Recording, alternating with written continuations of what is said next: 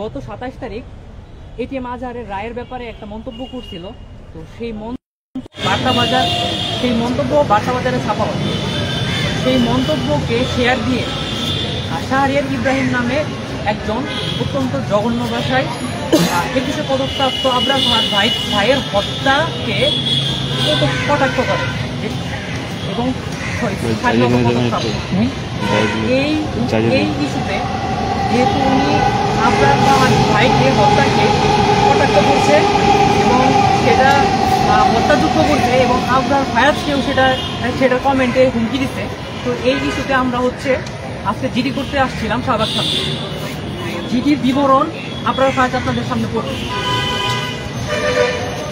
আমি আবরার ফায়াজ বুয়েট যন্ত্রকৌশল বিভাগের 2য় বর্ষের শিক্ষার্থী। আমি আমার personal Facebook ID Abrar Fayaz থেকে গত 27/5/2025 তারিখে আওয়ামী দুঃশাসনের সময়ের একটি বিচার সংক্রান্ত রায়ের ব্যাপারে ফেসবুকে একটি পোস্ট এবং ফেসবুকে আমার মন্তব্য নিয়ে একটি পোস্ট। সেই পোস্টকে কেন্দ্র করে এক শ্রেণীর উচ্চস্থিতি মহল আমার ভাই আবরার ফায়াজকে জড়িয়ে অনলাইনে অযাচিত মন্তব্য করেছে এবং আমার পরিবারকে জড়িয়ে কুৎসিত গালাগালিতে লিপ্ত হয়েছে। দীর্ঘ সময় পরেও আবরার ফায়াজ ভাইকে আবারও ফ্যাসিবাদী প্রাইভেট ট্যাগিংয়ের শিকার করা হচ্ছে এবং একই সাথে শহীদ আবরার ফায়াজের নৃশংস হত্যার বৈধতা উৎপাদনের চেষ্টা করা হচ্ছে। গত 28/5/2025 তারিখে আনুমানিক বিকাল 4টার সময় আমি যখন আমার ক্লাস শেষ করে ক্যাম্পাসে ফিরে আসি তখন আমি সামনে সাথে একটি দৈনিক বার্তাবাজার অনলাইন সংস্করণের একটি ফেসবুক পোস্ট যার নিউজটা আমরা দিয়েছি এবং সেখানে দেখা যাচ্ছে এই পোস্টটি টাইমলাইনে শেয়ার করেন ঢাকা মহানগর ছাত্র ইউনিয়নের সাবেক সভাপতি শাহরিয়ার ইব্রাহিম ক্যাপশনে লেখেন যা জানায় আবরার ফায়াজকে হত্যা করা জায়েজ ছিল ত্যাগ করা। পোস্টের কমেন্ট বক্সে জনৈক ব্যক্তি মূলত বার্তাবাজারের পোস্টটির কমেন্ট বক্সে নওয়াজ হোসাইন ফারদিন নামক এক ব্যক্তি কমেন্ট করে লেখেন ভাই গেছে যে পথে সেও এইটুকু, যা বুয়েট শিক্ষার্থী ও আবরার ফায়াজের ছোট ভাই হিসেবে আমার নিকট অত্যন্ত অযাচিত আপত্তিকর ও হুমকি স্বরূপ বলে বিবেচিত হয়। একই সাথে আমাকেও আমার পরিবারকে জড়িয়ে অনলাইনে প্রাণনাশের হুমকি দেওয়া হচ্ছে। আমি এই সকল বিষয়ে অত্যন্ত উদ্বেগজনক পরিস্থিতির মধ্য দিয়ে যাচ্ছি এবং আমি ও আমার পরিবারের নিরাপত্তা নিয়ে আশঙ্কায় আছি। এই জন্যই মূলত আজকে আমরা একটা জেনারেল ডায়েরি করেছি শাহবাগ থানায়।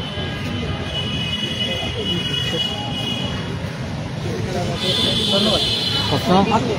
বাকি যারা ছিল তাদেরকে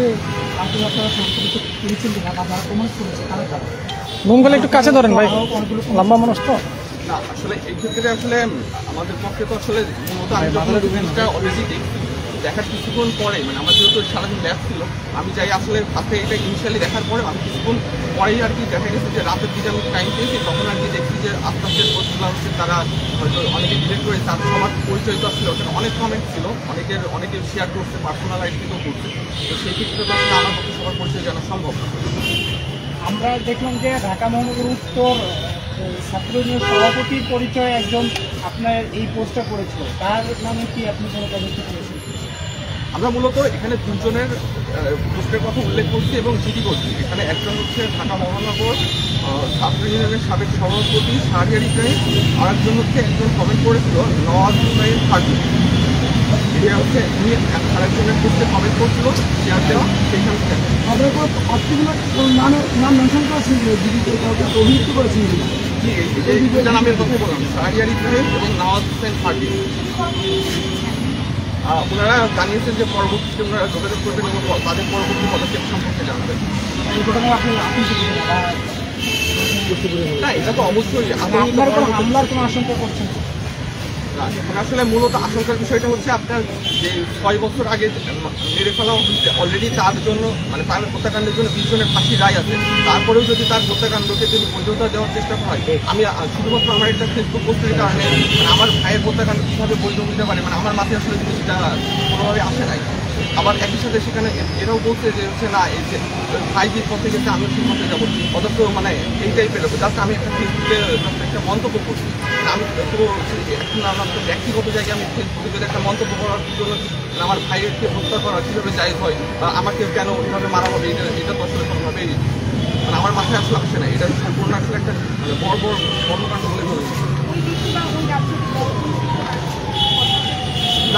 তাদের সাথে আসলে আমি বলি সবসময় আমরা হচ্ছে আসলে কখনোই সবসময় হচ্ছে এই ধরনের ব্যাপারগুলো চেষ্টা করি যে কোনো রকমের রাজনৈতিক দল বা কারোর সাথে কোনো রকমের না করি তাদের পক্ষ থেকে বা কালকেও আমাদের পক্ষ থেকে সেটাও করে নাই।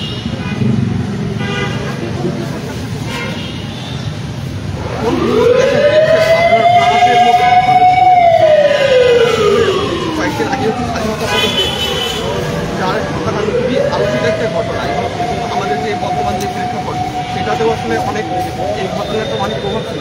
তাকেই যদি এখন আবার হত্যাকাণ্ডকে যদি হচ্ছে বৈধতা দেওয়া হয় তাহলে আসলে মানে জিনিসটা তো আসলে আমাদের সবার জন্য আসলে ভাই আমাকে আমার জন্য আসলে মূলত আমি নিজের করছি কারণ আমি নিজেও ঢাকাতে থাকি, একা থাকি, হলে থাকি, অবস্থান করি। এখন তো সবসময় তো আসলে থাকে না।